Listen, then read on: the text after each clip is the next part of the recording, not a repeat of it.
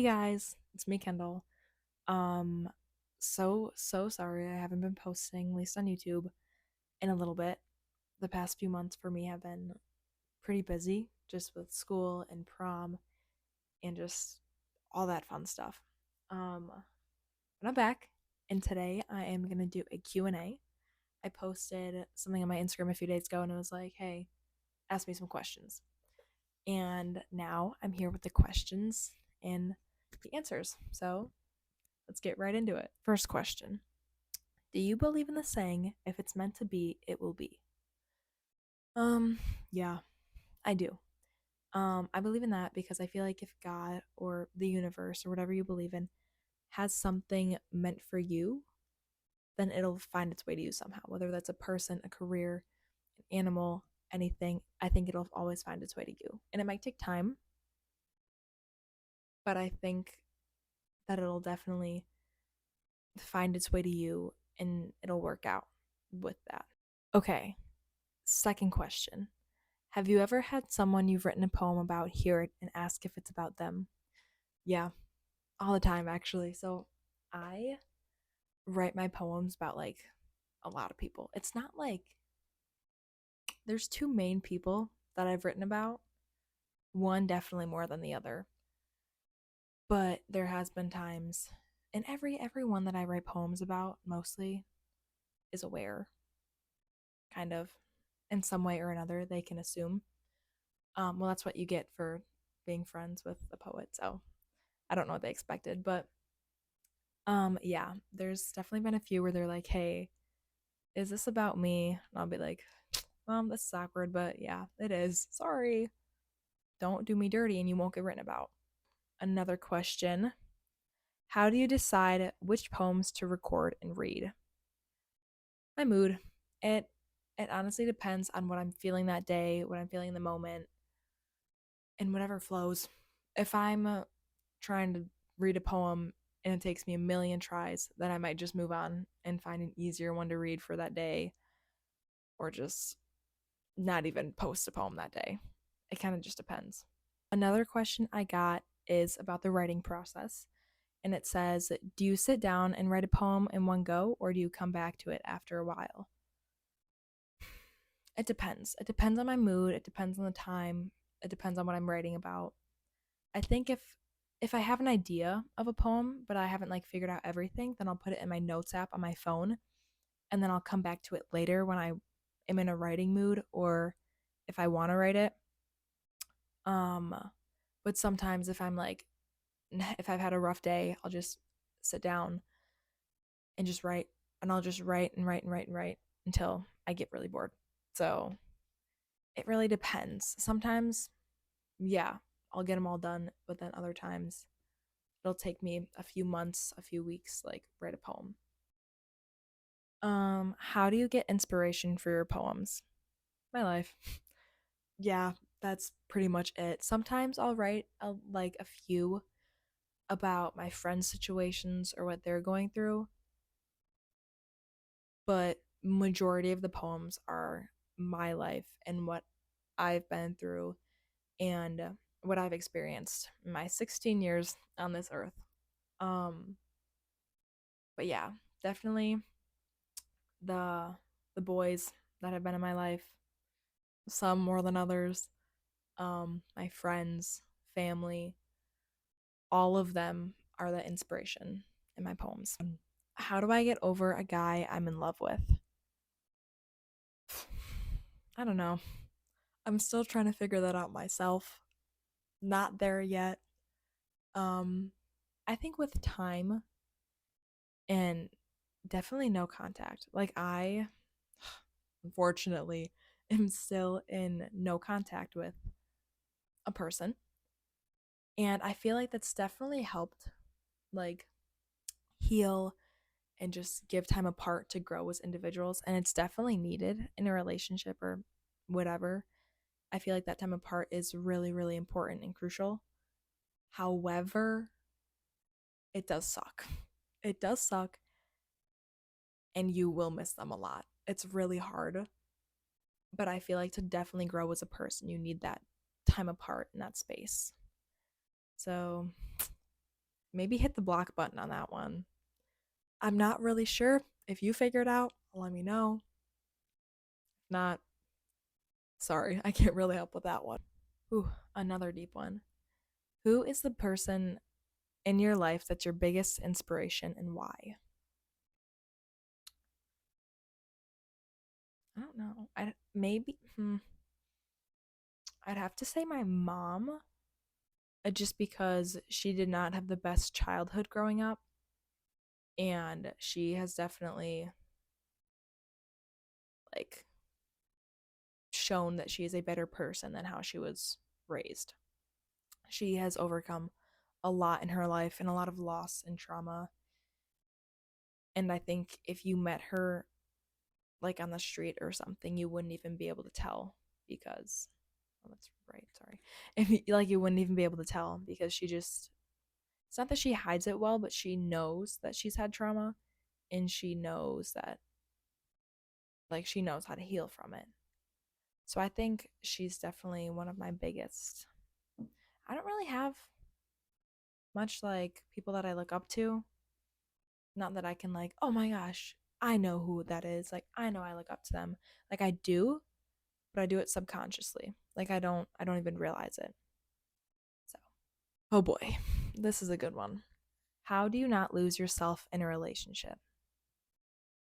I think boundaries are a really big part of that, and not doing something you're not comfortable with. I feel like you definitely need to stand on business and just stay true to yourself. Don't change who you are. And if you find yourself succumbing to, like, or succumbing, I don't, you guys get what I'm saying. If you guys find yourself doing that in a relationship constantly and just putting them over yourself and knowing that your needs aren't being met, then fix it. Have a talk with your partner. Figure it out, something, because honestly, at the end of the day, all you have is yourself. That's it. People are so superficial. All you have is yourself, and you need to stick with who you are. And if that is not good enough for your partner, then your partner shouldn't be good enough for you. You have to know what you need, what you want, who you are, and boundaries. Like, if a person wants to do X, Y, and Z, like your partner wants to do X, Y, and Z, and you're not comfortable with that, stick up for yourself. Like, if you are, go for it, whatever. But if you're not comfortable with that, or if you don't want to, then say, hey, I don't want to do that. I'm not comfortable with that. And if they really loved you and if they were your partner, they'll be like, okay, that's fine. I still love you. Like, it's not going to change anything. So just stick up for yourself too. I don't know. The right person won't ask you to change, they'll love your flaws. So, yeah. Okay. Where do you like to travel to? This one, I'm going to have a boring answer. I've never been out of the country. I think the furthest I've gone is Florida or Texas. I actually lived in South Carolina for a few years. Fun fact. Um, I'd say my favorite place to travel to is Florida, just because it's warm and it's nice there and it's sunny and it's not gray and gloomy outside. So, yeah. Another question is, what type of songs do you listen to? Anything. I listen to really anything except rap. I really, really like the folk indie kind of genre of music, like John Vincent III, Noah Khan, the Backseat Lovers, um, that. But then I also really like classical music.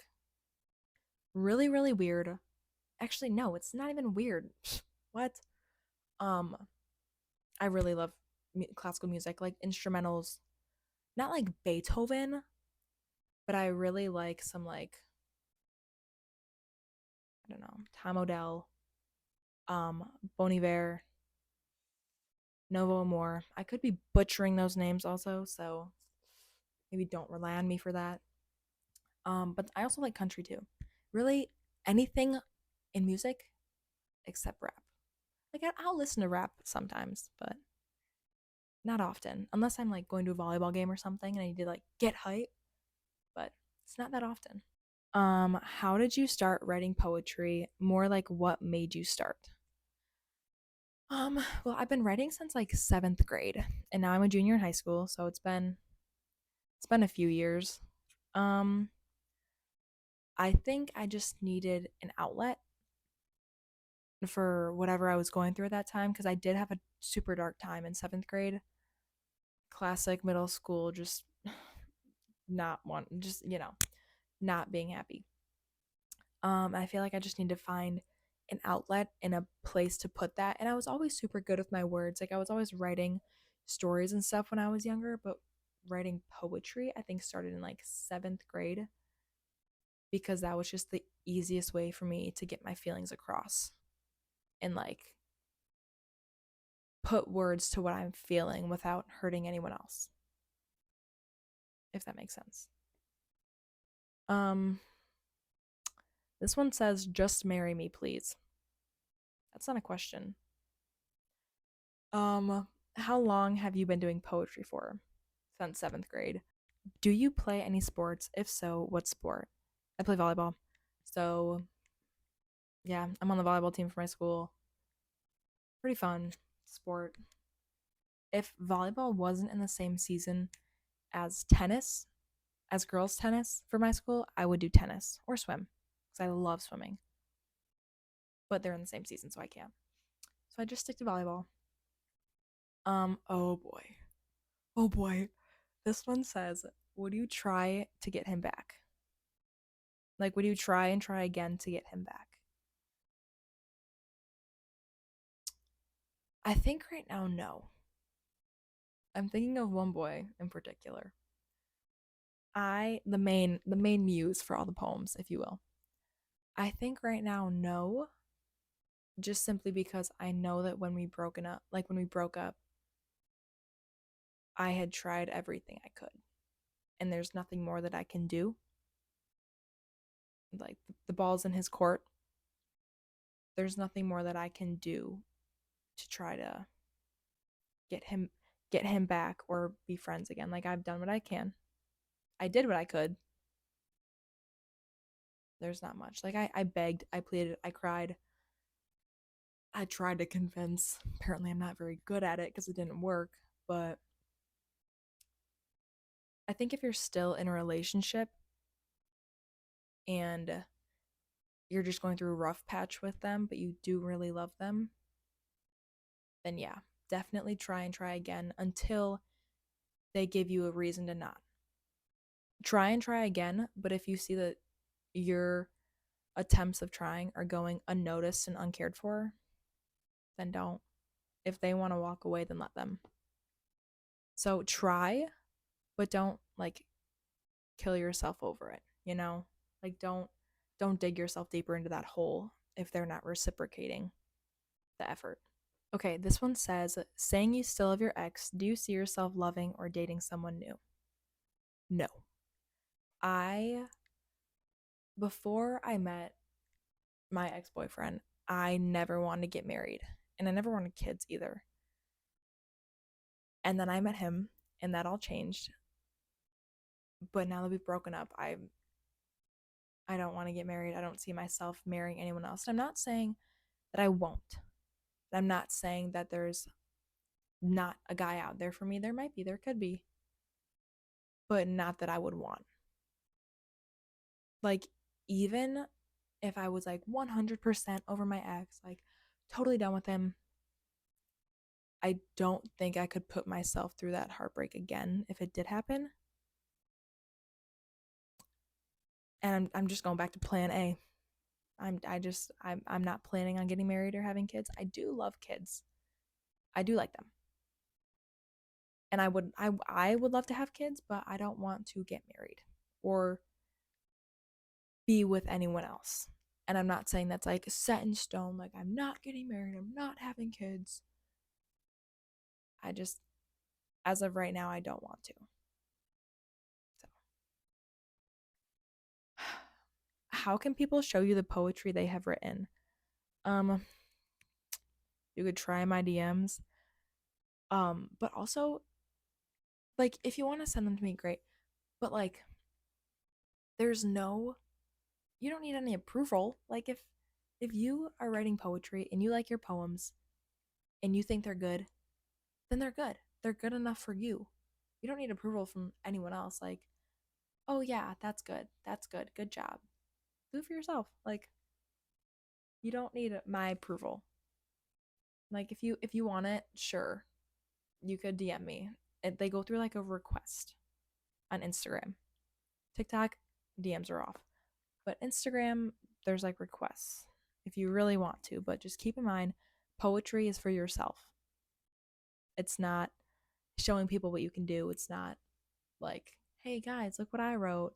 Look who I can hurt with this. It's just writing how you feel. And if you feel a certain way, then you feel that way. I can't tell you what you can and can't feel.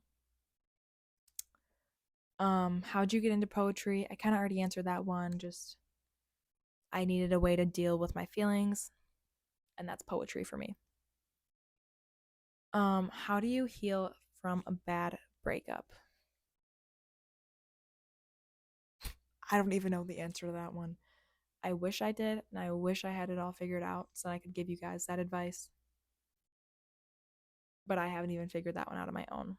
My breakup was definitely pretty really messy actually. Like like if you think traumatic awful breakup, that's not cheating. That's my breakup basically. It was awful. Um and it came like kind of abruptly. Like I feel like everything happened within the span of a month. Less than a no, it was 2 days less than a month that my breakup happened. So it was like pretty quick. Um and I feel like I still haven't fully like processed everything. Like I have obviously, but it's not like healed. I'm not to that healing point yet. Um but I think you really need to spend time for yourself. Like if you're sad, take yourself out for ice cream. Gosh, the amount of times I took myself out for ice cream and then would just like sob in a parking lot. It's actually really therapeutic if you try it out. Like go get your hairs done. Oh, go get your hair done. Go get your nails done. Like do something for yourself. And if you're feeling sad, let your feelings out, but don't let it consume you. Um, I feel like definitely, like I said earlier, no contact really helps heal from breakups. And it sucks. Like 0 out of 10 recommend, hate it, disgusting, awful. But if you really aren't going to get back with the person, or like if you don't think you are, then no contact would be your way to go. At least from my personal experience. Okay, guys, that's all the questions that I had. Thank you for those who asked because now I can make a YouTube video. Um, that's actually really fun. I do like getting asked questions and talking. Um, but yeah, if you guys want any other videos or if you have any suggestions or anything, leave them down in the comments below because then I know what you guys want to see. But yeah, thank you guys for watching and have a wonderful day.